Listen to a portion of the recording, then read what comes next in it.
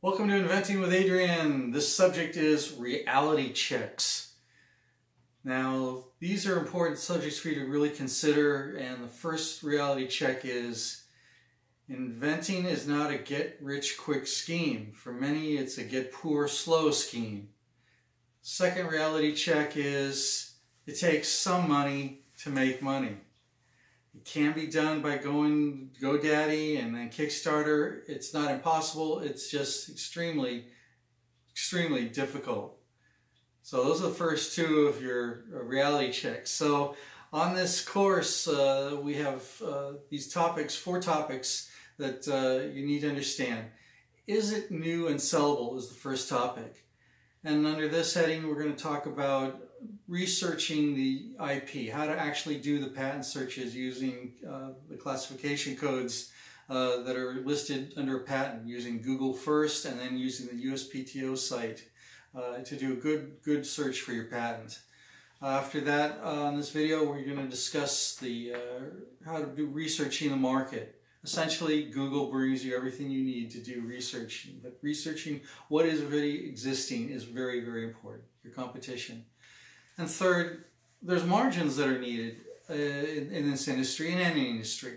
In order for a product to be successful, it has to be able to sell for a multiple of what it costs.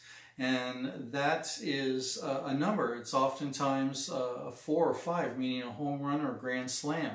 Those are terms the direct response TV industry uses. They're looking for products that actually can be sold for 4 or 5 times what their creating price is.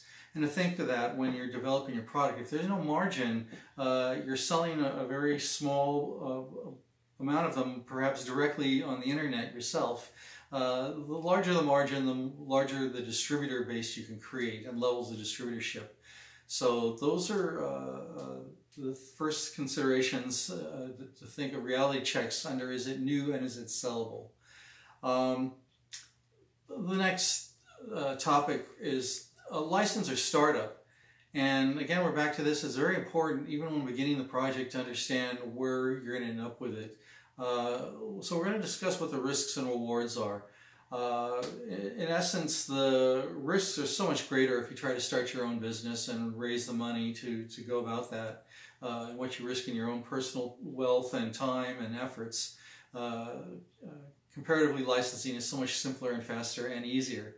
But nonetheless, sometimes you want to create that company and you have a legacy in mind and you have the skills to do a substantial portion of it, and that's the American dream, and that's how we start new businesses and companies. So you're going to go for it, and we're going to talk to you, if you take that route, what are the easiest ways to get your company seen and brought into an industry, mainly regarding trade shows, how to attend those for every industry there is. And then on the as seen on TV market, that is a huge industry, and they are always looking for new products and ideas. So we'll talk about what it takes to be qualified, to be considered, and in return, what they're going to expect from you in those deals. So the next topic is proof of concepts. It really matters what type of idea this is. If it's complex, and never been seen, then an animation is probably as far as you'll be able to go. I've developed things that are going to cost hundreds of thousands just to build the first working model. In other words, it was going to take money to raise. We're going to have to raise the funds even to build the first working models and prototypes. So the first demonstrable items were videos and animations. Other product ideas are much simpler, and so the proof of concept can be done with a 3D printed model in many cases, very inexpensively. So it's a scale of how complicated is the idea, and has anyone seen it before, and really what is the satisfaction level the investor or the next person is looking for. If this is an idea that you're trying to license, it can be a good working model, and they'll be satisfied with that. It doesn't have to be a finished model. However, if you're trying to sell the product itself, it doesn't need to be the finished actual good.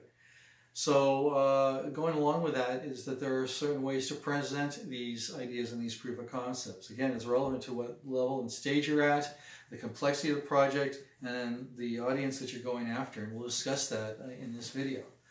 The final topic on this video is probably the most, and that is focus groups. It's one of the most important reality checks for you to get outside of your circle of friends and family and ask people that haven't met you yet, what do they think of this idea of yours objectively. There's a process for doing it. The profession of focus groups can get very elaborate, and I'm very honored to have once worked with Dr. Balian, who showed us how his process works so that he teaches as well. What I found most rewarding working with Ed was the one slogan he said that really sums it all up, and that is the focus group is where you can make $1 million or save $1 million. And in that regard, I've actually seen inventors go to the point where they've spent over $350,000 and not gotten real feedback, knowing that this idea was never going to sell. So the focus group's very important. Other reasons are when you design something and you haven't considered what the customer really wants, and you try to bring that to market, and then it isn't selling. Those are what comes out of surveys, and one of the masters of this skill is Dr. Harry West, and I will add a link for you to be able to find his video on how to innovate. And he invented the Swiffer duster, and the process is quite simple. He spells it out. Invention is often an epiphany. Innovation is a process of looking at a product and realizing there are ways to make improvements and going through the process of doing such and implementing it. And Dr. West makes it a part of his process to talk to people to get their opinions, and the products then that he develops are really fully vetted, and they fulfill the definition of product development, which is bringing to the marketplace a customer accepted idea from its initial concept through design and into manufacturing on a predetermined cost, budget, and schedule. Anyway, we'll talk about all of these things and a bit more on our video on reality checks.